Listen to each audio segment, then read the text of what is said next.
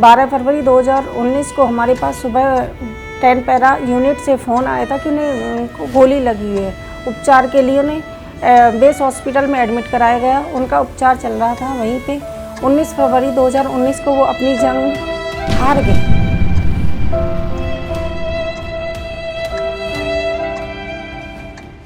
आएंगे जरूर लौट के हम, चाहे तिरंगा में हैं या हाथ में तिरंगा लेके आए। कि ग्लेशियर के अंदर एक खून का जो हीमोग्लोबिन बोलते हैं जिसको, उसका लेवल 48-50 तक भी चले जाता है, जो कि उसको उस चीज़ को जीना कितना मुश्किल होता है। वहाँ पर नागा हॉस्टाइल बहुत ही कड़े और वो हैं कि जो कि एक आमने सामने की लड़ाई लड़ते हैं, और ऐसे नागा हॉस्टाइल होते हैं जो कि आदमी के पैर को भी काट ले जाते हैं तो उसको भी खा जाते हैं।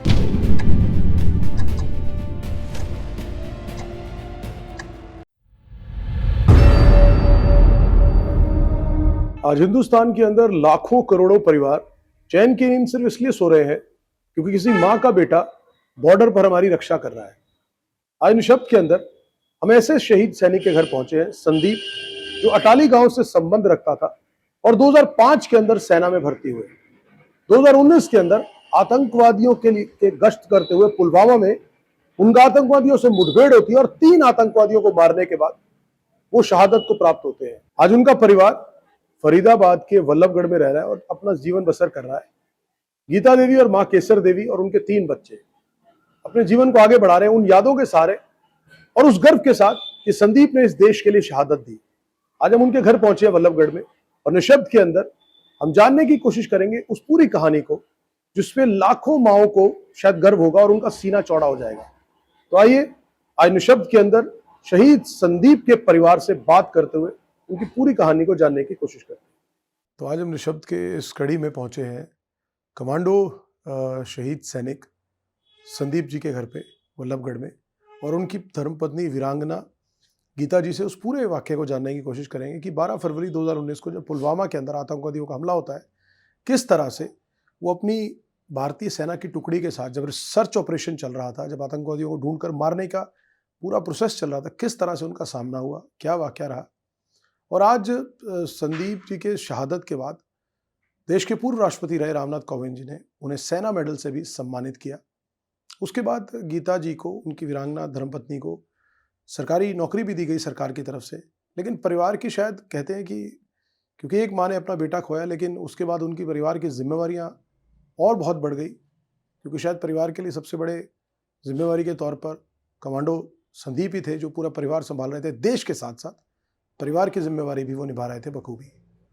12 फरवरी 2019 को जब ये वाकया हुआ तो उसके बाद 7 दिन तक वो श्रीनगर के बेस कैंप हॉस्पिटल के अंदर शायद उनका उपचार चलता रहा, लेकिन अंततः वो जिंदगी की जंग हार गए और वीर गति को प्राप्त हुए। और शहीद कमांडो संदीप ने पूरे देश भर के सैनिकों और लोगों के और माओं को इस गर्व से प्रेरित किया कि शायद कहते हैं कि किसी भी माँ के लिए इससे बड़ा दुख नहीं हो सकता कि उनका बेटा चला जाए दुनिया से, लेकिन उस माँ के लिए शायद इस गर्व से बड़ा पल भी नहीं हो सकता कि जिनका बेटा अपनी भारत माँ की मिट्टी के लिए शहीद हुआ हो। और हमारे जैसे लाखों करोड़ों परिवार आज भी जो चैन की नींद सोते हैं, वो शायद इन्हीं सैनिकों की बदौलत सोते हैं जो बॉर्डर पर हमारे परिवारों की, हमारी रक्षा कर रहे हैं। तो इन सभी सैनिकों को सलाम करते हुए हम इस निशब्द के कार्यक्रम में उनकी वीरांगना धर्मपत्नी गीता जी से इस पूरे वाकया को जानने की कोशिश करेंगे आखिर क्या होता। पहले तो गीता जी, आपको हम साधुवाद करते हैं और देश के शायद सभी परिवारों की तरफ से एक सलाम भी करते हैं कि आपने शहीद कमांडो, आपके पति थे, उनको ज़रूर खोया आपने, लेकिन शायद बहुत सारे परिवारों को बचाकर और आज भी जो सुकून की नींद सो रहे हैं, शायद वो कमांडो संदीप जैसे वीर सैनिकों की बदौलत ही है कि आज हम सुकून की ज़िंदगी जी रहे हैं और आज़ाद हवा में सांस ले पा रहे हैं। मैं चाहूँगा सबसे पहले वो जो 12 फरवरी को जब वहाँ पर सर्च ऑपरेशन चल रहा था तो आतंकवादियों के 5 आतंकवादी उनको एक कोठरी में बैठे हुए मिले, जिनमें से 3 को उन्होंने मार गिराया और कहीं से गोली लगी, जिसके बाद उनकी शहादत हुई। उस समय जब पूरी जानकारी किस तरह पहुंची, वो लगातार जो सिर्फ अपने लोगों के लिए ताकि वो जानकारी साझा करें, हालांकि आज इस बात को लगभग 7 साल का समय बीत चुका है और 2 दिन पहले शायद 12 फरवरी को उनका जन्म भी था। तो पहले मैं चाहूँगा कि वो जो वाकया हुआ उस बारे में थोड़ा सा आप, जो आपको लगता है कि वो पूरा रहा, तो आप ज़रूर बताएं उस बारे में। मेरा नाम गीता है और मैं wife of commando Shri Sandeep Singh Kaliraman की वाइफ हूँ और उनका जन्म अटाली में हुआ था। 2005 में उन्होंने सेना में ज्वाइन किया था। जी 12 फरवरी 2019 को हमारे पास सुबह 10 पैरा यूनिट से फ़ोन आया था कि उनको गोली लगी हुई है। उपचार के लिए उन्हें बेस हॉस्पिटल में एडमिट कराया गया। उनका उपचार चल रहा था वहीं पे। 19 फरवरी 2019 को वो अपनी जंग हार गए। 20 फरवरी 2019 को उनका अंतिम संस्कार अटाली गांव में काफ़ी सम्मानित और गौरवित रहा। देखिए, आप तो पूरे देश भर की महिलाओं के लिए मुझे अपने पति का जितना खोने का गम है उससे ज़्यादा मैं उन पे फ़क्र करती हूँ। आज अपनी एक बलिदान से वो पूरे देश के लिए एक छाप छोड़ के गए हैं। जो उनका कर्तव्य है उसको मैं पूरा करूँ, मैं उनके बच्चों को उस मुकाम तक पहुँचा सकूँ जिस तक वो चाहते थे। मेरा बड़ा बेटा रक्षित वो सेना में जाना चाहता है, वो भी देश की सेवा करना चाहता है। मेरी बेटी MBBS के लिए प्रिपेयर होना चाहती है। मैं चाहती हूँ कि जो भी बहनें हैं जिनके भी साथ ये हादसा हुआ है उन्हें अपने आप में एक शक्ति और एक गौरव महसूस करना चाहिए कि वो अमर हैं और हमेशा हमारे साथ हैं और हमेशा ही रहेंगे। उनके उस सपोर्ट को लेके अपने बच्चों की नींव को अच्छे से बरकरार रखें। मुझे लगता है आज आंखें तो आपकी नम ज़रूर हैं, लेकिन जिस तरह की वीरता आपने, कहते हैं कि शायद उन्होंने देश के लिए शहादत दी, लेकिन शायद जिस तरह का परिचय, जिस आत्मबल का, जिस शक्ति का परिचय, जिस महिला शक्ति का परिचय आपने दिया और बहुत सारी महिलाओं ने दिया है, माँओं बेटियों ने दिया है, उनका कर्ज शायद ये हिंदुस्तान का कोई भी आदमी चुका नहीं पाएगा। और आपकी आज आँख से या उस समय भी जितने भी आंसू निकले हैं, शायद उन्होंने, मुझे लगता है कि लाखों करोड़ों परिवारों के आंखों से आंसू निकलने से बचाए, क्योंकि उनके शायद आप जैसे बहादुर सैनिकों ने जो शहादत दी है देश के लिए, उसका मोल जब तक ये हिंदुस्तान रहेगा तब तक हर हिंदुस्तानी उसका कर्जदार रहेगा, उस मोल को चुका नहीं पाएगा। मैं समझ सकता हूँ कि इस बात को आज भी इतने साल के बाद इस बात को महसूस भी कर पाना और इस बारे में बात करना, आज आपकी आंखें नम होती हैं। शहादत ज़रूर हुई है, लेकिन जब शुरुआत वो समय रहा देश के, उनको सेना मेडल भी दिया गया, सेना का सम्मान दिया गया पूर्व राष्ट्रपति की तरफ से, लेकिन उसके बाद जब जीवन की शुरुआत हुई, सारे लोग थे, सम्मान दिया, राजकीय सम्मान के साथ उनका अंतिम संस्कार हुआ। मैं समझ सकता हूँ कि कितनी मुश्किलें आई होंगी, लेकिन मैं सिर्फ आपसे जानने के लिए कि उसके बाद जो जीवन की शुरुआत हुई, हालांकि सरकारी नौकरी दी गई, कितना मुश्किल था वो दौर, किस तरह से अपने आप को संभाला, परिवार को, माताजी को, छोटे बच्चे, कितने लोग साथ आए, क्या किसी ने उस समय कोई ऐसे लोग भी थे, या समय के साथ धीरे धीरे सब लोग, कहते हैं ना कि हर आदमी अपने जीवन में व्यस्त होता चला गया। मैं उसके बाद की पूरी की वो जानना चाहूँगा। नहीं, परिवार से भी काफ़ी सपोर्ट मिला और मोस्टली सभी ने मुझे सपोर्ट किया। सभी के सपोर्ट के कारण आज हम यहाँ तक मुकाम तक हैं। अगर सभी का सपोर्ट नहीं होता उस टाइम तो आज हम उस मुकाम तक भी नहीं पहुँच पाते। बगैर किसी के सपोर्ट के तो इंसान आगे चलना मुश्किल होता है। जिला सैनिक बोर्ड की तरफ से भी काफ़ी हेल्प मिली और बाकी जितने भी फौजी भाइयों थे उन्होंने भी काफ़ी सपोर्ट किया। फैमिली से भी सपोर्ट मिला, ऐसा नहीं है कि किसी ने सपोर्ट नहीं किया, बहुत सपोर्ट मिला। नौकरी भी मिली सरकार की तरफ से, सरकार ने भी सपोर्ट किया। कुछ टाइम ऐसा होता है कि कुछ क्षण ऐसे होते हैं जो हमें खुद महसूस करने होते हैं। सपोर्ट सबका मिला और उस सपोर्ट के कारण ही हम उस दुख की घड़ी से यहाँ तक निकल पाए। दुख आज भी उतना ही है जो टाइम उस टाइम था। पूरी जिंदगी वो दुख कभी कम नहीं हो सकता। ये है कि बच्चों के लिए मोटिवेट करना होगा और बच्चों के लिए मोटिवेट मुझे ही नहीं, सभी बहनों को करना भी चाहिए। जो उनका कर्तव्य, वो जिस मुकाम पर अपने बच्चों को पहुंचाना चाहते हैं उस मुकाम पे अब हम उनके, वो हमारे साथ पूरी ज़िंदगी खड़े, उसी मुकाम से हम उनके लिए आगे काम करते रहे। मैं आपके भाव से एक बात समझना ज़रूर चाहूँगा।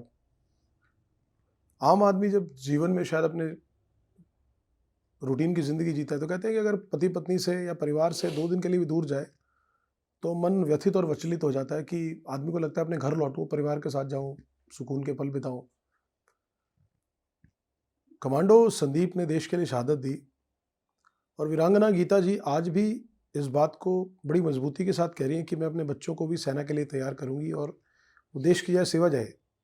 ये जज्बा कहते हैं कि सिर्फ एक सैनिक के अकेले के पास जज्बा नहीं है। शायद सैनिक की धर्मपत्नी को वीरांगना या वीर नारी सिर्फ इसीलिए नहीं कहा जाता कि वो उनकी धर्मपत्नी है।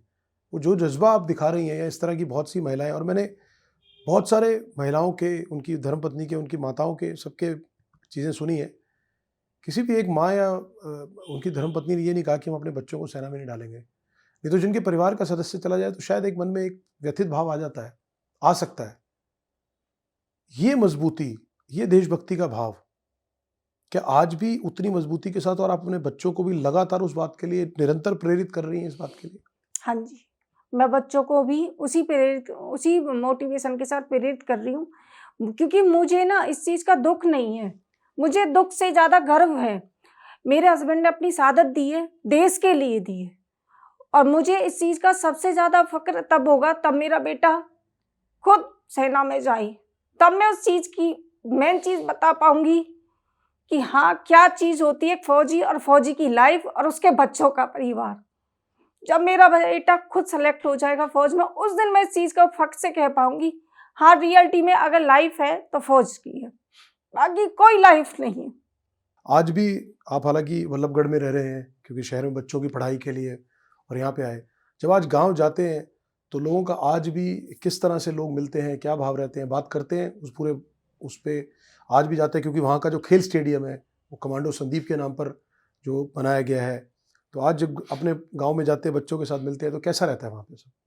सर, जैसा है पहले ही था वैसा भी गांव में आज ही है, और सबके लिए चर्चा का विषय भी होता है। 12 फरवरी से और 20 फरवरी तक का ये टाइम सबके बीच में यही चर्चा का विषय होता है कि आज उनकी शहादत को पूरे 7 साल हो चुके हैं, और वही चीज़ रहती है कि उनके ही सम्मान से हर कोई गर्व से बोलता है कि हाँ, देखो कमांडो के साथ ये हादसा हुआ तो कमांडो के बच्चे यहाँ तक आए, आज उस मुकाम तक पहुँच रहे हैं धीरे धीरे।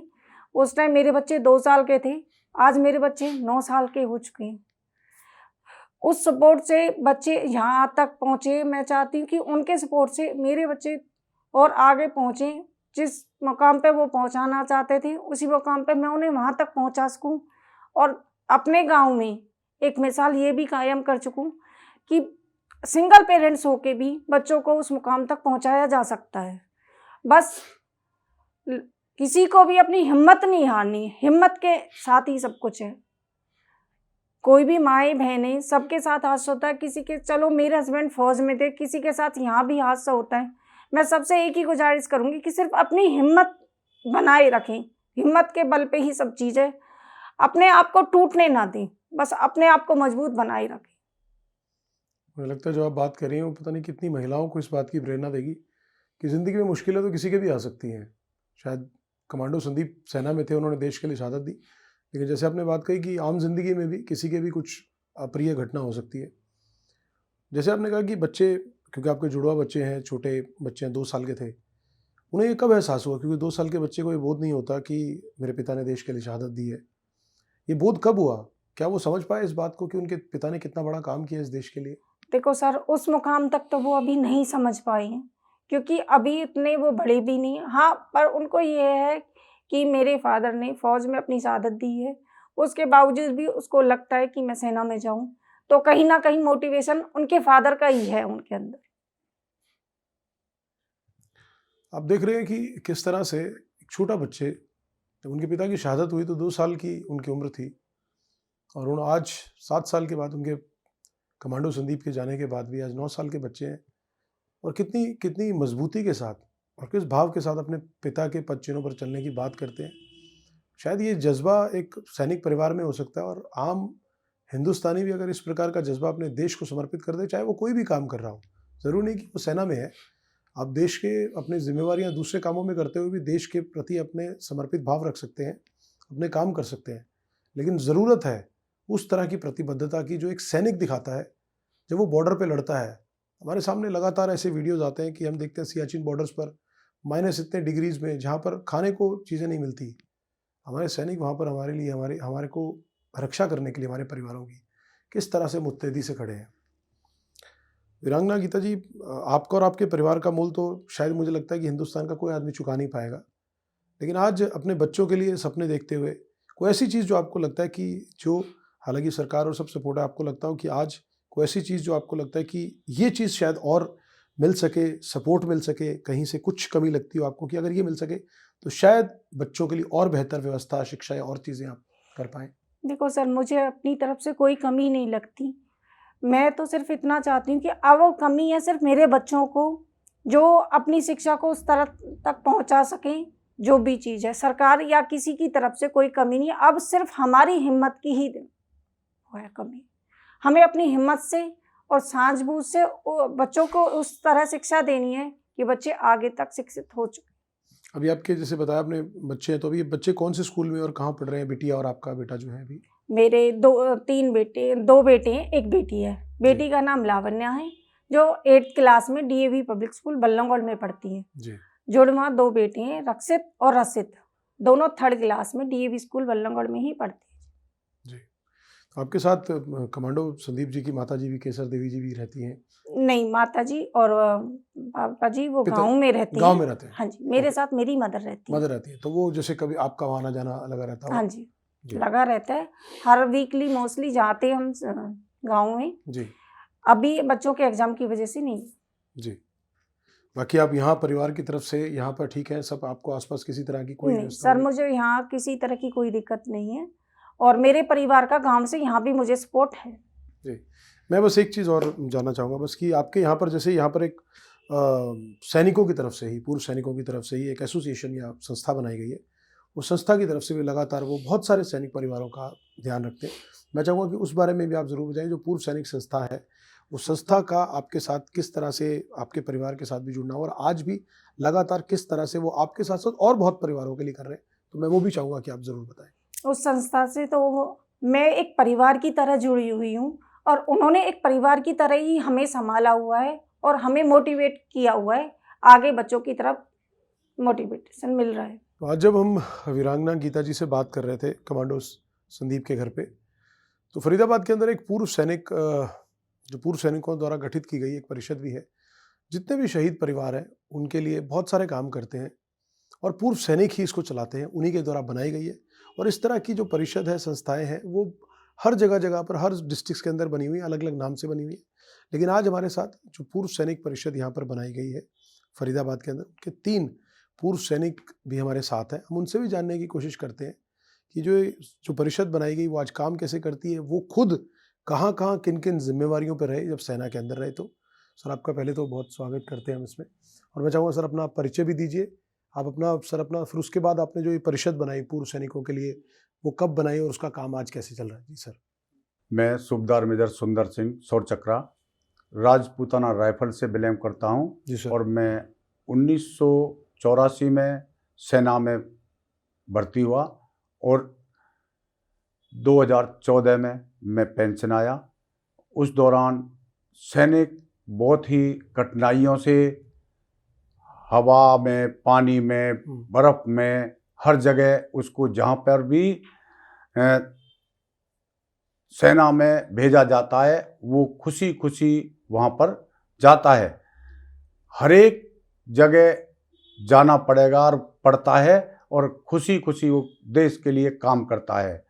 हम फरीदाबाद में अखिल भारतीय पूर्व सेना संगठन से जुड़े हुए हैं। सेना में से पेंशन आने के बाद में हमारी जो ये संस्था है, तो वो जो भी पेंशन आ जाते हैं, वो वीर नारी हों या भूतपूर्व सैनिक हैं, उनके हेल्प में, उनका जो बर्ची होती है उनमें जा कर के हर्षोल्लास से हम उनकी बर्ची में सभी सहयोग के साथ में काम करते हैं।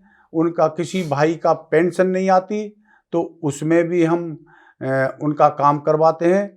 किसी वीर नारी का कोई प्रॉब्लम होती है, या सोल्जर बोर्ड के थ्रू या अन्य कोई भी प्रॉब्लम आती है, बहुत सी समस्या होती हैं जो कि कोई ऐसी होती है कि उसको सरकार के थ्रू हक दिलाना है, कोई उनका कुछ आना है, प्लॉट मिलना है, जो भी शहीद हो जाते हैं, तो तो उनका भी हम सोल्जर बोर्ड के थ्रू हम उस कार्य को करते हैं।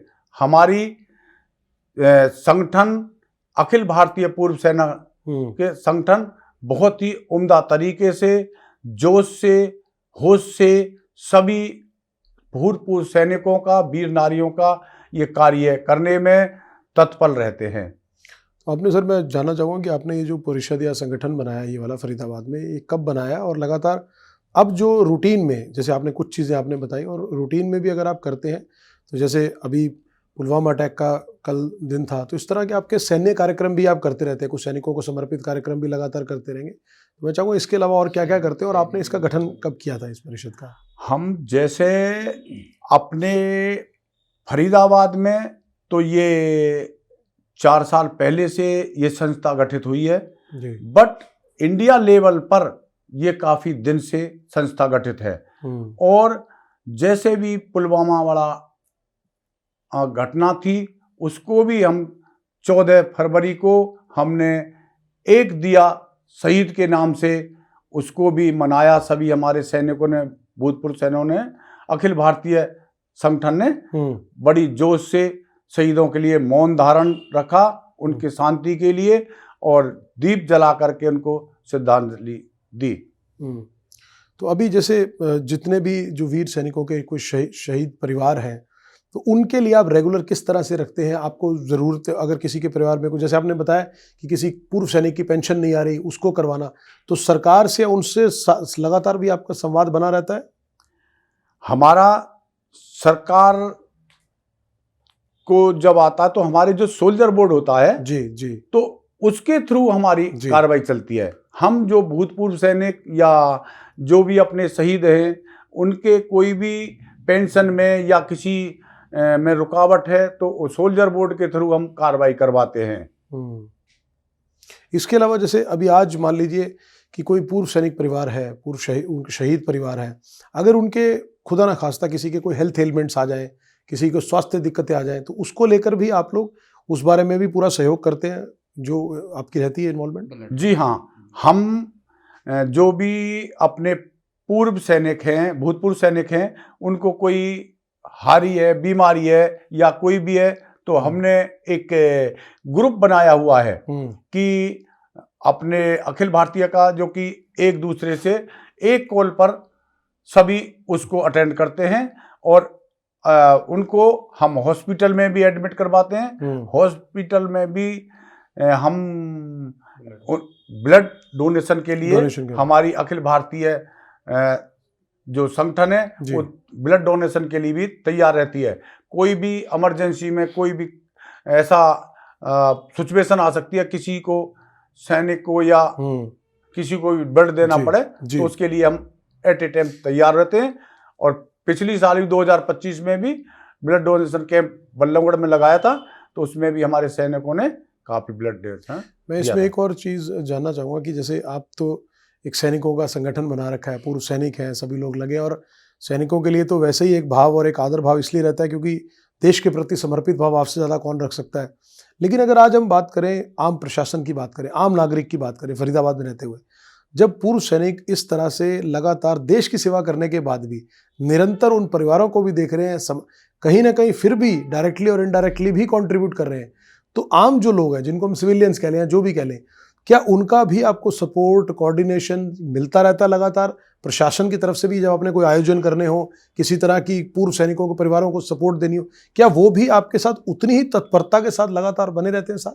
जी हाँ, जो भी हमारे प्रशासन है तो उनके भी हमें सपोर्ट मिलता रहता है, और बराबर जो अपने भाई लोग हैं, सिविल हैं, तो उनका भी हमारे साथ में तत्पर से सहयोग बना रहता है। और जैसे भी हम किसी को किसी फंक्शन में भी उनको इनविटेशन करते हैं, वो आते हैं और हर तरह से वो भी सब तैयार रहते हैं। तो आज जैसे आपने ये संस्था, ये जो आपने बताया बना रखी, सरकार से आपको क्या लगता है? हालांकि आपने बताया कि आपका सैनिक बोर्ड है, जो कोई भी संवाद होता है वो बोर्ड के थ्रू होता है, लेकिन आपको लगता है कोई शहीद परिवारों के लिए या पूर्व सैनिकों के लिए कोई ऐसी चीज़ जो आपको लगता है कि शायद इस पर आप बात रखना चाहें पूर्व सैनिकों की तरफ से कि ये और हो जाए तो बेहतर है? कोई ऐसी चीज़ आपको लगता हो कि जो आप लोग कहना चाहें अपनी तरफ से? पूर्व सैनिकों की तरफ से या उन परिवारों के लिए? देखो, ऐसा होता है कि जो अपने पूर्व सैनिक होते हैं, तो पूर्व सैनिक होने के बावजूद काफ़ी समस्या आती हैं, क्योंकि हर जो ड्यूटी के दौरान होता है तो वो एक समाज से कटअप हो जाता है। समाज के में लगातार, क्योंकि आपका सारा जीवन तो वहीं समर्पित हो गया जी, जहां पर भी ड्यूटी लगी सेना की तरफ से। तो अब जैसे पेंशन आते हैं तो हमें समाज के साथ में जुड़ना पड़ता है और सभी के साथ में सहयोग से मिलजुल करके, चाहे हम एक्समैन है और चाहे सिविल समाज है, उसके साथ में मिलजुल करके बड़े जोश से कार्य करते हैं।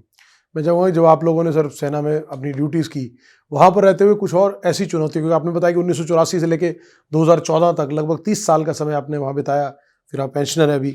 कोई ऐसी चुनौतियाँ जो लगता है कि जो सैनिक वहाँ पर महसूस करते हैं, शायद लोग वो यहाँ बैठ के शायद हो सकता है कि वो ना जान पाए, ना समझ पाए, क्योंकि आप लोगों ने तो वो पल जिए हैं, दिनचर्या वहाँ पर बिताई है, तो आप समझ सकते हैं कि वहाँ पर जो सैनिकों को जो चुनौतियाँ आती हैं, वो क्या चुनौतियाँ ऐसी रहती है जो लगता है कि शायद थोड़ा सा अगर उस तरफ विचार किया जाए तो और बेहतर होगा, क्योंकि देश की सेवा से बड़ा कोई चीज़ नहीं है। देखो, ये क्या है, चुनौतियां तो ड्यूटी के दौरान बहुत आती हैं, जो कि हमें बर्फ में, गर्मी में, सब में रहना पड़ता है। उसी इलाके के अनुसार हमको अपने तापमान के अनुसार अपने को ढालना पड़ता है।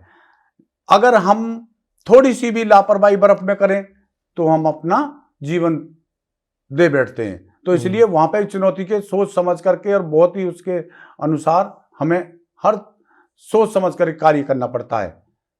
सेना में भी बहुत चुनौतियाँ होती हैं, पर उसको बड़ी ही निडरता से और सावधानी से उनको पूरा किया जाता है। मैं सर का भी चाहूँगा कि सर आपका भी एक बार आप परिचय ज़रूर दीजिए कि आपने कहाँ पर आपकी पहले ड्यूटी रही, कैसे रहे? सर, मेरा नाम भीम सिंह है। मैं 1996 में आर्मी को ज्वाइन किया था और जी लगभग 30 साल सर्विस करने के बाद मैं सूबेदार मेजर ऑनरेडी कैप्टन से रिटायर हुआ हूँ। जी सर। मैंने पीस स्टेशन केवल 2 ही काटे हैं, जयपुर 2004 में जी और 2020 में उदयपुर। जी। उसके बाद पूरा CI हाईएलटी इंसर्जेंसी इलाके में रहा हूँ। अभी मणिपुर में रहा था 2006 से 2008 तक। जम्मू में 17 साल जम्मू में निकाले हैं, जम्मू कश्मीर में बॉर्डर से लेकर के पूरा CI इंसर्जेंसी RRA पूरा इलाका काटा है। उसके बाद लास्ट में अभी 2025 में फरवरी में हम ग्लेशियर से आए थे। हर तरह से फौजी आदमी को हर पल एक ऐसी चुनौती आती है जिसको वो किस प्रकार निडरता से और मिले हुए आदेशों के द्वारा और उसको किस प्रकार से दूर करता है, वो ही जान सकता है। उस पल को वो ही जीता है। अगर मैं यहाँ पे उसको बताऊं तो बताते बताते पूरा दिन और पूरी रात निकल सकती है, लेकिन महसूस वही कर सकता है जो उस पल को जी रहा है। फौजी जीवन बहुत कठिनाइयों से जिया जाता है और जैसे कि मैं अभी ग्लेशियर के लिए बता दूं कि ग्लेशियर के अंदर एक खून का जो हीमोग्लोबिन बोलते हैं जिसको, उसका लेवल 48-50 तक भी चले जाता है, जो कि उसको उस चीज़ को जीना कितना मुश्किल होता है। सब कुछ कहते हैं कि अगर 16-17 के बाद चला जाए तो ब्लड थिक होना शुरू हो जाता है। लेकिन फिर भी हमने अपनी सूझबूझ से और वहाँ के जो रूल्स बनाए हुए हैं उनके हिसाब से कुछ एक देसी दवाई जैसे कि अर्जुन की छाल होगी, उनको गर्म कर करके काढ़े बना के हमने जवानों को दिए। इंडिविजुअल जवान से उसको अपनी नज़रों में रखा और हर पल उनसे बातचीत करते रहे और हमने 2 साल वहाँ कैसे गुजारे ताकि ब्लड थिन रहे। हाँ जी, मतलब उसकी वजह से। हाँ, ब्लड हमारा पतला रहे और जल्दी ज़्यादा से ज़्यादा हर घंटे के अंदर जवान को पानी पिलाना और वहाँ पे जवानों के पैर धुलवाना। इस प्रकार की स्थिति आती है कि जवान जैसे बच्चा अपनी माँ को, छोटा सा बच्चा अपनी माँ के साथ जीता है और उसको कुछ भी पता नहीं होता। इस प्रकार जो बड़े जैसे सूबेदार मेजर हो गया, हमारे JCO हो गए, सीनियर NCO हो गए, अधिकारी हो गए, वो हर पल हर जवान की जो रिपोर्ट लेते हैं उससे पता लगता है कि समाज, हमारा जो फौजी जीवन है वो किस प्रकार का है। लेकिन यहाँ से थोड़ा डिफरेंट, अगर आप हम जैसे अभी रिटायर हुए हैं तो वो थोड़ा सा हमें अपने आप को बदलने में थोड़ी सी कठिनाई तो होती है, क्योंकि वहाँ एक सच्चाई और ईमानदारी से काम होता है, लेकिन यहाँ थोड़ी सी सिविल के अंदर अपने आप को बदलना और उनके अनुसार अपने आप को ढालना बहुत मुश्किल है, क्योंकि यहाँ पे एक पल का भी पता नहीं है बंदा कहाँ बोल रहा है और क्या चाह रहा है। लेकिन फौजी जीवन एक ऐसा है, वो सच्चाई और दिल से काम करने वाला होता है। तो मैं तो यही गुजारिश करूँगा कि हर घर से एक फौजी जाना चाहिए। वो जीवन लाइफ एक अलग ही है, जो आदमी फौज में रह करके अपने आप को देश के सुपुर्द कर देता है। और मैं कहता हूँ वहाँ पे कभी भी नहीं सोचा जाता कि मेरे साथ अभी क्या होगा। हमेशा ऐसा होता है कि मेरे साथ वाला मेरे साथ खड़ा है, मेरे पीछे खड़ा है, मैं आगे बढ़ूंगा तभी दुश्मन मारा जाएगा, तभी हमारा देश सुरक्षित रहेगा। जब मैं यहाँ डट कर खड़ा हूँ तब हमारा देश सुरक्षित है।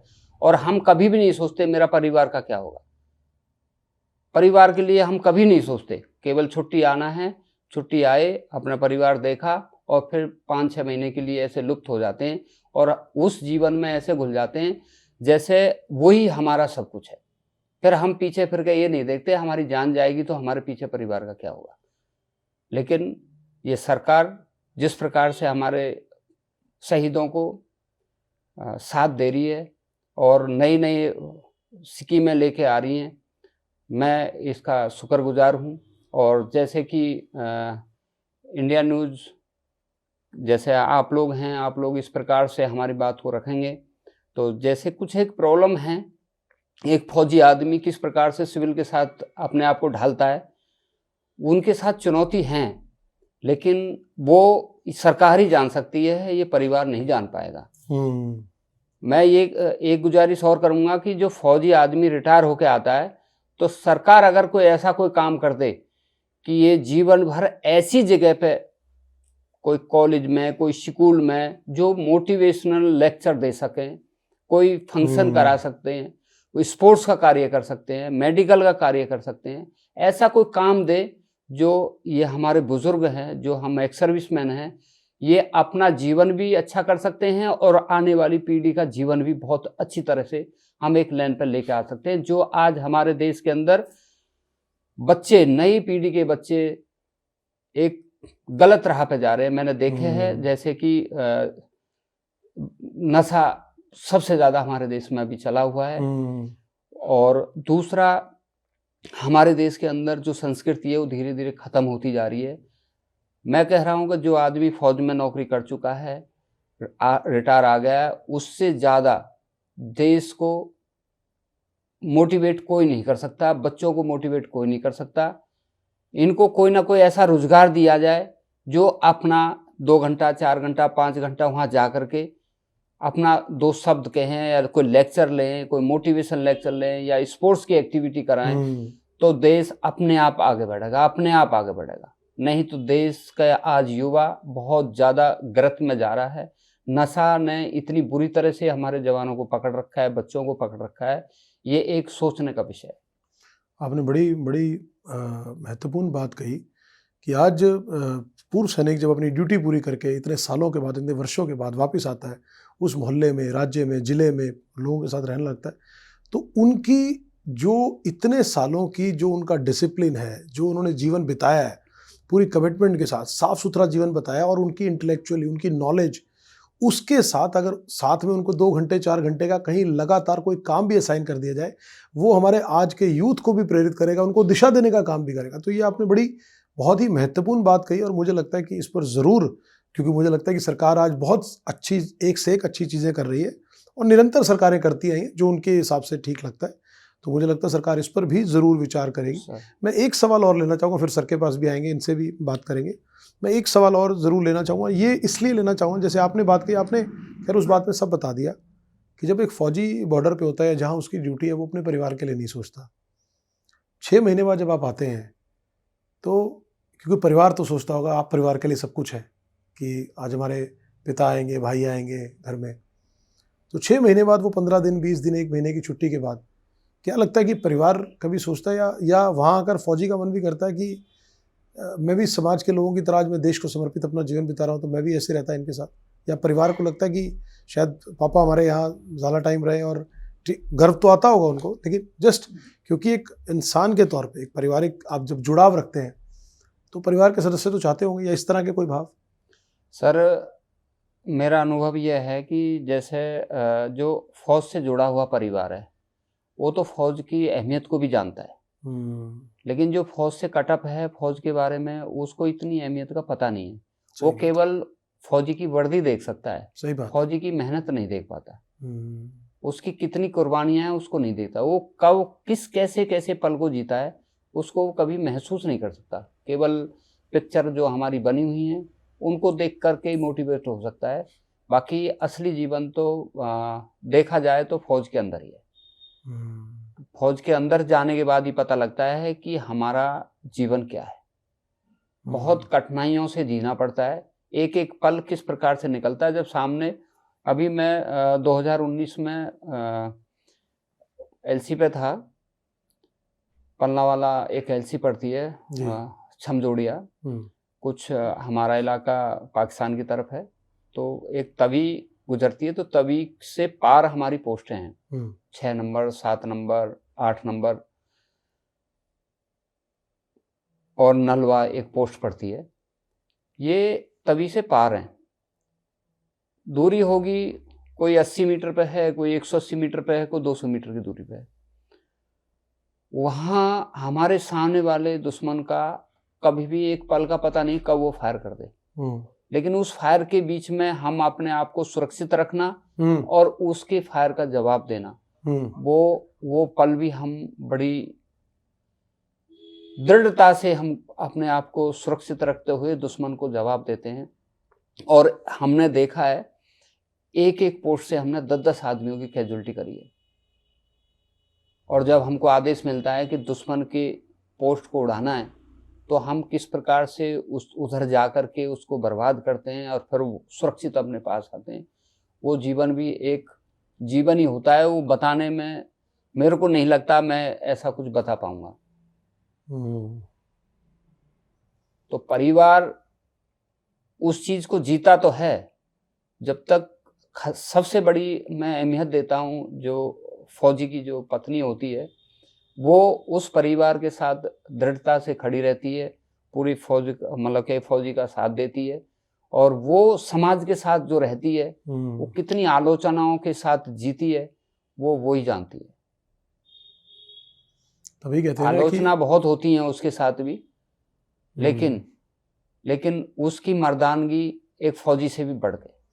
तभी कहते हैं कि फौजी तो देश की सेवा बॉर्डर पे कर रहे हैं, लेकिन उनकी धर्मपत्नी वीरांगना जो है वो समाज के बीच में रहते हुए, परिवार के बीच में रहते हुए वो भी देश को समर्पित अपनी ड्यूटी कर रही है, परिवार को समर्पित अपनी ड्यूटी कर रही है। तो सर मैं चाहूँगा कि आप भी ज़रा कुछ अपने जो उस पूरे कार्यकाल के दौरान के कुछ और हैं या कुछ और चीज़ें जो सैनिकों से उनके परिवारों से जुड़ी या जो ड्यूटी जब रहती है उस तरह उनसे संबंधित कुछ ऐसी बातें जो हमारे इस शो के माध्यम से लोगों तक भी पहुँचाई जा सके। जय हिंद, जय भारत।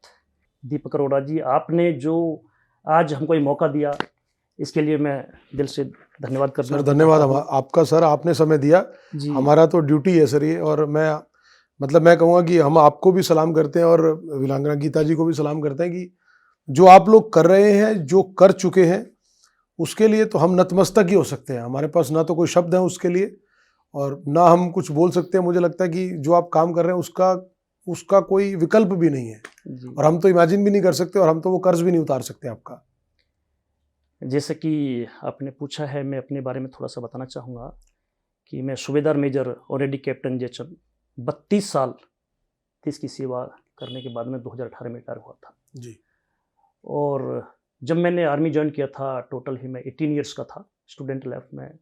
मेरी 32 साल जो देश की सेवा की मैंने की है, उस सेवा में जो हमको परेशानी, जो हमको दिक्कत, जैसे कि हेल्थी लगा लीजिए, डिजर्ट लगा लीजिए, और कहीं पर भी हमको जो ड्यूटी हमारे सीनियर्स ने दी हमने बखूबी निभाई।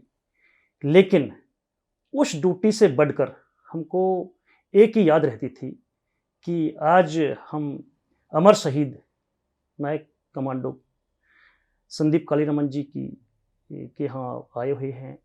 काश हम भी तिरंगे में लिपट कर आते तो हमारा सौभाग्य होता। एक सैनिक जब भर्ती होता है तो अपने हर मजहब के ऊपर हाथ रखकर कसम खाता है, चाहे वो गीता हो, चाहे कुरान हो, चाहे वो बाइबल हो, चाहे वो ग्रंथ हो, कि हम मरते दम तक देश की सेवा करेंगे और देश की मातृभूमि पर आंच नहीं आने देंगे।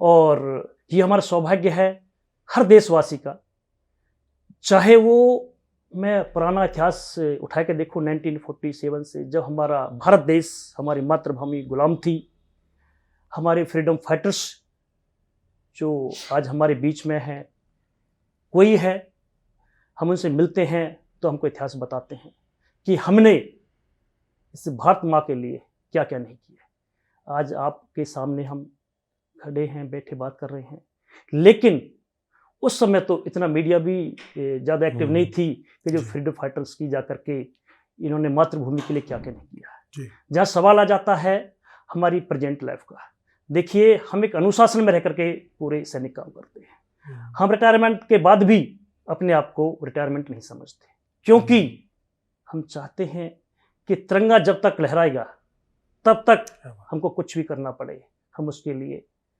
रिटायरमेंट के बाद भी हम समाज में सेवा देते हैं और देते रहेंगे मरते दम तक, चाहे वो किसी भी रूप में हो। जैसे कि मेरे साथी सूबेदार मेजर सुंदर सिंह सोरचक्कर ने और सूबेदार major honorary lieutenant Bhim Singh साहब ने बताया है, इन्होंने पूरा ही कवर कर दिया है। लेकिन मैं आखिर में यही कहना चाहूँगा कि देखिए हमारी जो देश माता के लिए, मातृभूमि के लिए जो हमने त्याग किए हैं, उस त्याग को हर देशवासी को एक देशभक्ति के थ्रू याद रखना चाहिए। और अभी हम डिस्ट्रिक्ट फरीदाबाद में जो एक अखिल भारतीय पूर्व सैनिक सेवा परिषद हमने बना रखी है जी, हमारा यही एम रहता है कि सबसे पहले हम अपनी वीर नारियों को सम्मानित करें, उनकी पुण्यतिथि पे जा करके हम उनको याद करते हैं और उसके साथ साथ हम पूरे स्टूडेंट्स को, यंग जनरेशन को ये मोटिवेट करते हैं कि आज हमारे बीच वो नहीं है, लेकिन उसकी आत्मा ये पुकार रही है कि आपके अंदर भी वो देशभक्ति जागे और देश के प्रति, जैसे कि जरूरी नहीं कि सैनिक बनकर के ही देश की सेवा की जाए, तो समाज में रह करके भी बिल्कुल सेवा की जा सकती है। बिल्कुल एक अच्छे रास्ते पर अपने माँ बाप का नाम रोशन करें, अपने देश का नाम रोशन करें और हमेशा उसके अंदर ये भावना रहनी चाहिए कि मुझे कुछ करना है तो देश के प्रति करना है। और जो आपने परिवार के लिए पूछा है, मैं कहता हूँ कि परिवार जो हमारे सैनिकों का होता है, पीछे जब हम ड्यूटी पर होते हैं, जो चुनौती वो उठाते हैं चाहे वो किसी प्रकार की हो, लेकिन धन्य है हमारी सरकार, हमारा प्रशासन जो आज इतना जागरूक हो चुका है, इतना जागरूक हो चुका है कि हम डिस्ट्रिक्ट फरीदाबाद में बहुत सारे केसेज आए हैं, डीसी साहब, कमिश्नर पुलिस साहब हमारी पूरी हेल्प करते हैं। अभी कुछ दिन पहले हमने कारगिल यात्रा निकाली थी, तो हमारे कारगिल शहीद हुए थे जो, तो हमारी एक यात्रा निकली, तो हमारी डिस्ट्रिक्ट फरीदाबाद में एक हमारे वीरेंद्र जी शहीद हुए थे, उनकी यात्रा निकाली, तो डीसी साहब के पास सीपी साहब ने हमको पूरा सपोर्ट किया और हमारी पूरी अखिल भारतीय पूर्व सैनिक सेवा परिषद ने जा करके उस यात्रा को पूरा किया और समस्त डिस्ट्रिक्ट फरीदाबाद के हर आदमी को उस यात्रा से एक मुहिम मिली कि भाई हम भी देश की भक्ति के लिए आगे आकर प्रेरित हो। बिल्कुल आपने बात ठीक की जी कि सैनिक तो अपनी देशभक्ति के साथ देश की सेवा करते हैं, चाहे बॉर्डर पर हो, चाहे जैसे आप रिटायरमेंट के बाद आज भी लगातार आप कर रहे हैं। लेकिन मुझे लगता है जो बाकी नागरिक हैं, जो आम नागरिक हैं, मैं हूँ, बाकी और जो सारे हम लोगों को भी कहीं ना कहीं अपनी सामाजिक जिम्मेवारी और देश के प्रति जिम्मेवारी समझते हुए जिस भी तरह से कंट्रीब्यूट कर सकते हैं वो ज़रूर करना चाहिए। कम से कम हम ये भावना रखें कि हम सरकार से अपेक्षा रखते हैं कि सरकार हमारे को ये सुविधाएं दे, प्रशासन हमें दे, तो हमारा भी तो दायित्व और जिम्मेदारी बनती है कि हम भी तो अपने देश के प्रति कुछ कर्तव्य और जिम्मेवारी तो निभाएं।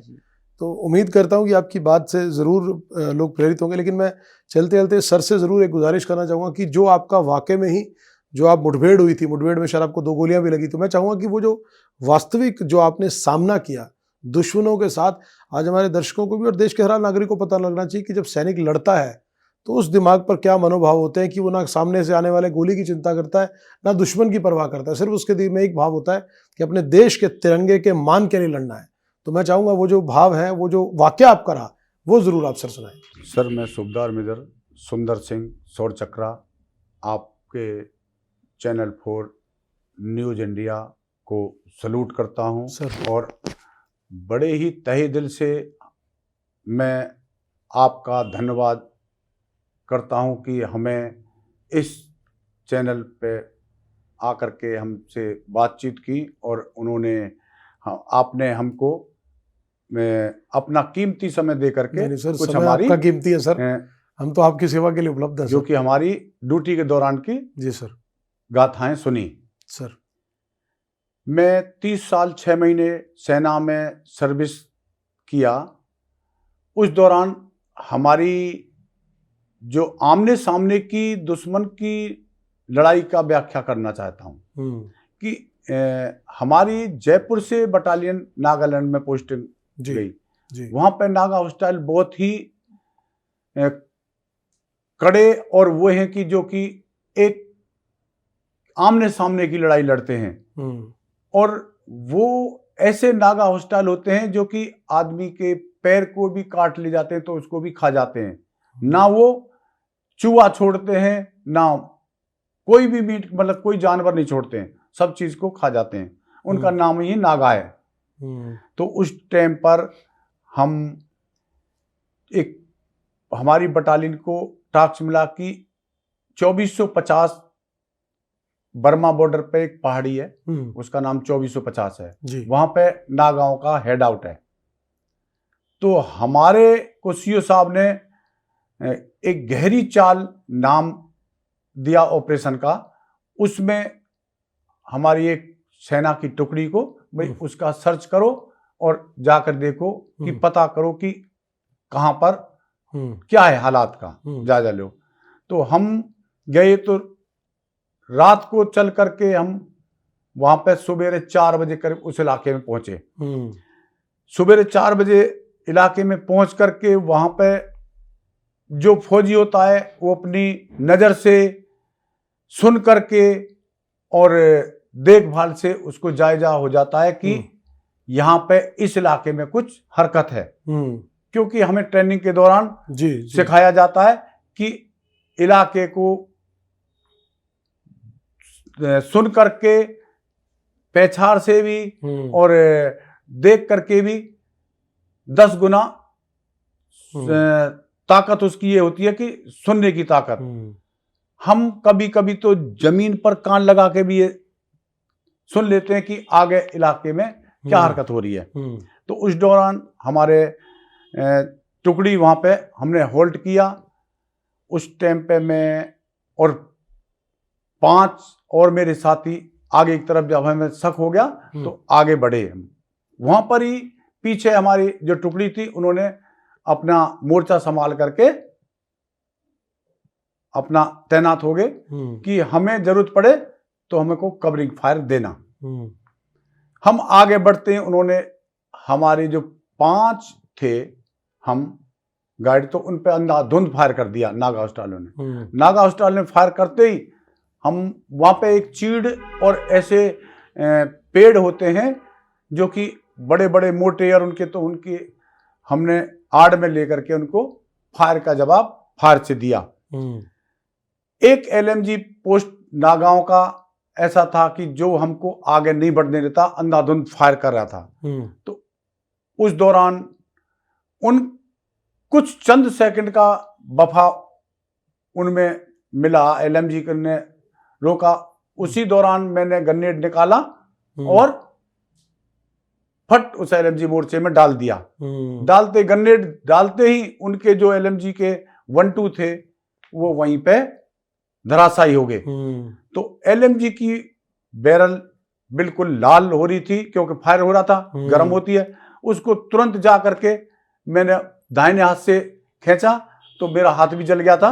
बट उसी दौरान की दूसरी पोस्ट से आकर के बुलेट मेरे 2 जांग में गोली लगी और वहां पे जाकर के हमने तुरंत ही सेट से पास किया, भाई हमें फायर चाहिए। जो हमारी पिछली टुकड़ी थी उन्होंने सीओ साहब को तुरंत मैसेज दिया वहां पर, और 81 के फायर, जो कि 81 के फायर बिगर कोर कमांडर की परमिशन के नहीं मिलते, उस टाइम पे परमिशन नहीं मिल पाई। पर हमारे सीओ साहब ने, कर्नल वेदपाल साहब थे, उन्होंने अपने ही जो सोचते बोला, कहा कि मेरी परमिशन से ही फायर करो। 81 के फायर आने चालू हो गए। हमारे आमने सामने की लड़ाई इस तरह से थी जैसे कि समाज में एक दूसरे लड़ते ना, तो इस तरह से हमारे आमने सामने की लड़ाई थी। उस दौरान हमारे एक कैप्टन साहब भी वहां पे शहीद हो गए थे और उनके 41 नागा हॉस्टाइल 81 फायर से और हमारे फायर से खत्म हुए। तो बाकी के वहां के अपना लोकेशन हेड आउट छोड़ करके, बहुत तगड़ा हेड आउट था, हमने लास्ट में गिना था तो 72 मोर्चे उनके हेड आउट के बने हुए थे। 315 SLR उन पे हमने इकट्ठा किया बाद में सर्च में, जब उनका हेड आउट किया सर्च में, तो 372 राइफल उनकी काफी मात्रा में, आमनेशन, ग्रेनेड, LMG भी उनकी प्राप्त की। तो हमारी आमने सामने की लड़ाई में हम ये नहीं सोचते कि हमें क्या है, अब तो वार पार की लड़ाई है। हम यहाँ पे ये नहीं सोचेंगे भी हमारे पीछे कौन है, पीछे नहीं, यहाँ पे सेना का यही हमें सिखलाई होती है कि कभी भी पीछे नहीं हटना, एक कदम आगे बढ़ाना है। हमें वो डरता अब भी याद रहता है कि मेरी कमर पे जो एक पिट्ठू होता है, वो चून छानने वाली छलनी होती है, उस तरह से पूरा छलनी हो गया था। वो भी अब भी मेरी बटालियन में 100 केस बना रखा, उसमें लगा हुआ है, जो कि कभी आते हैं रेजिडेंट डे वगैरह आते हैं तो उस पर भी उसको दिखाते हैं, बोला ये सुंदर सिंह का पिट्ठू है जो कि छलनी हुआ पड़ा है। तो वो बचाने वाला भी प्रभु होता है, और आप समाज के, आप लोगों की दुआ से ही हम बच के आते हैं वहां पे। पर जब हमारे शहीद कोई भी आता है तो हम भी ये सोचते हैं कि, और छुट्टी काट के जाते हैं तो सब हमारे बच्चे, हमारे फैमिली, माता पिता, भाई कहते हैं हाँ बेटे भाई कब छुट्टी आओगे, तो हम एक ही सवाल रहता है हमारा कि देखो आएंगे जरूर लौट के, हम चाहे तिरंगा में हैं या हाथ में तिरंगा लेके आए, हमारा एक ही शब्द होता है, चाहे तो हम तिरंगा में आए या हाथ में तिरंगा लेके आए। तो इसलिए सेना में कोई भी जवान जाता है वो अपने कर्तव्य को बखूबी निभाता है, वो पीछे नहीं हटता। बहुत धन्यवाद सर सूबेदार सुंदर जी, और आप सबका बहुत आभार हमारे शो में जुड़ने के लिए, और आपने जो जानकारियां दी, अपनी व्यक्तिगत जानकारियां सैनिकों के जीवन के बारे में, समाज में आज भी जो चैलेंज आप फेस कर रहे हैं, हमने वीरांगना गीता जी से उनके जीवन के बारे में जाना कि कमांडो संदीप के जाने के बाद जीवन कैसे चल रहा है। अपने बच्चों के लिए वो जो सपना देख रही हैं, वो सपना भी ज़रूर पूरा होगा कि वो भी एक ना एक दिन देश की सेवा करें। और मैं पूरे भारतवासियों की तरफ से, आज 140-50 करोड़ का देश, उन सब देशवासियों की तरफ से सभी सैनिकों को, जो सैनिक आज रिटायर हो चुके हैं, चाहे वो शहादत प्राप्त कर चुके हैं, आज भी सेवा कर रहे हैं, उनको बड़ी विनम्रता से नतमस्तक होकर नमन भी करता हूँ कि शायद आप लोगों की इसी जज्बे और इसी भाव से आज हमारा देश, जो हमारा एक खूबसूरत, एक प्यारा देश बना है, वो शायद आप लोगों की शहादत, देशभक्ति और आपके जज्बे की वजह से ही है। उसका मोल शायद कोई हिंदुस्तानी चुका नहीं पाएगा, और आने वाली जितने भी डेकेड्स, जितनी भी नस्लें आएंगी, शायद वो इस बात को समझ पाए ना पाए। लेकिन आज हिंदुस्तान के अंदर किसी भी घर के अंदर दिवाली, होली त्यौहार मनाया जाता ना, जन्माष्टमी, कोई भी त्यौहार मनाया जाता, रक्षाबंधन, तो वो सब आप लोगों की बदौलत है। यह बदौलत है ऐसी वीरांगनाओं के, जिनके पतियों ने शहादत दी है देश के लिए, और आज भी वो लगातार समाज में अपने बच्चों को भी उसी भाव के साथ बड़ा कर रही हैं कि कहीं ना कहीं आगे चलकर वो भी देश की सेवा करेंगे। तो चैनल फॉर न्यूज़ इंडिया की तरफ से आपको भी सलाम करते हैं, आपको भी बहुत सलाम, और दुआ करेंगे कि देश के अंदर इस तरह का जज्बा हमेशा बना रहे, और सैनिकों के साथ जो आज भी देश की निरंतर सेवा कर रहे हैं, जो देश के लिए बॉर्डर पर ना जाने अलग अलग ड्यूटी जहाँ भी उनकी ड्यूटियाँ तैनात है वो तत्परता के साथ अपनी जिम्मेवारी निभा रहे हैं। हिंदुस्तान के बाकी नागरिक भी कहीं ना कहीं कोशिश करें, हम सब मिलकर, कि उनकी तरह देश के जिस भी काम में हम अपनी मदद कर सकें, हम अपना योगदान दे सकें, जिसको आप कहते हैं कि लोकतांत्रिक जो सरकार है, संविधान आपको कुछ अधिकार भी देता है तो कुछ कर्तव्य भी है आपके। तो हम बड़ी ईमानदारी के साथ कोशिश करें कि अपनी समझ से और अपने अधिकार क्षेत्र और दायरे के अंदर हम जो कर्तव्य पूरा कर सकें, अपने देश के लिए योगदान कर सकें, समाज के लिए, परिवार के लिए, आस पड़ोस के लिए, वो ज़रूर करें। और कम से कम अगर आपको कोई सैनिक, पूर्व सैनिक या शहीद परिवार आपके आसपास रहता है तो कम से कम उनसे जाइए, उनसे मिलिए, उनके पैर छूइए और आशीर्वाद भी लीजिए, उनकी ब्लेसिंग्स भी लीजिए। क्योंकि आज अब आप और हम जब इस खुली हवा में सांस ले रहे हैं ना, तो शायद उन्हीं की बदौलत है। ना जाने कितने कितने आंसू उस समुद्र के अंदर मिले हुए हैं जो शहीद परिवारों के, उन शहीदों के हैं, उसका मोल हम चुका नहीं पाएंगे। निशब्द एक छोटा सा प्रयास है, सिर्फ इन भावनाओं को शब्दों में पिरोकर आप तक लाने का। ये कोशिश जारी रहनी चाहिए। आप कोई भी काम करें, लेकिन ज़िंदगी के अंदर किसी ने भी इस तरह की चुनौती देखी हो ना, तो उसका हाथ थाम कर एक बार ज़रूर कहिए कि हम सब हिंदुस्तानी हैं। जात धर्म देश सबसे ऊपर उठकर, जात धर्म और कास्ट कम्युनिटी से ऊपर उठकर बस एक हिंदुस्तानी के नाते सोचिए। और सबसे बड़े गर्व की अनुभूति जब वो तिरंगा लहराता है ना, और जब उस झंडे को सलाम करके अपना देश के भक्ति का राष्ट्रगान गाते हैं, उससे बड़ा कोई मोल नहीं है, उससे बड़ी कोई फीलिंग नहीं है। तो निशब्द में आज हमने कमांडो संदीप अटाली गांव से आते हैं, जो 2019 में शहीद हुए, पुलवामा के अंदर आतंकवादियों को मारते हुए शहीद हुए। उनके परिवार के साथ हमने बात की, उनकी वीरांगना धर्मपत्नी गीता जी के साथ उनके परिवार के बारे में जाना कि आज आगे क्या सोचते हैं। और साथ ही साथ हमारे साथ जो पूर्व सैनिकों की एक परिषद है, उसके 3 सदस्य जो पूर्व सेना में अपनी जिम्मेवारियां निभा कर आए हैं, उन्होंने अपने बारे में, वहाँ की वास्तविक स्थिति के बारे में, और आज परिवार और समाज के बीच में रहते हुए किस तरह से वो अपना जीवन बिता रहे हैं। और सरकार से भी अनुरोध करूंगा कि पूर्व सैनिकों के लिए बिल्कुल सही बात है कि ऐसी व्यवस्था ज़रूर की जाए कि जो अपने देश के लिए वहाँ पर अपने परिवार को छोड़कर वहाँ जाकर ड्यूटी निभा सकता है। सोचिए वो हमारे समाज में कितना बड़ा परिवर्तन ला सकता है। तो ज़रूर उसके बारे में भी ज़रूर विचार करें, और कुछ ऐसे प्रावधान, कुछ ऐसे सेमिनार्स और कुछ भी चीज़ें जो प्रावधान करें जहाँ हमारे पूर्व सैनिकों की लगातार सहभागिता समाज के लिए रहे। तो निशब्द के इस कार्यक्रम में बोल जितना भी ले, लेकिन फिर भी शायद शब्द कम पड़ जाते हैं। तो उम्मीद करेंगे कि ऐसी स्टोरी और ऐसी कहानी के साथ जो हमारे जीवन को शायद पता नहीं एक सकारात्मक दिशा की तरफ ले जाने का काम करेगी। उम्मीद करेंगे कि आप हमारे इस कार्यक्रम को पसंद करेंगे, और हमारे लिए ज़रूर कोई सुझाव हो आपको लगता है कि निशब्द में हम और कौन सी कहानी, कौन सी स्टोरी या कौन से पहलू को कवर करें, तो हमें सुझाव में ज़रूर दीजिएगा। और निशब्द के साथ चैनल फॉर न्यूज़ इंडिया को आप देखते रहिए। बहुत धन्यवाद।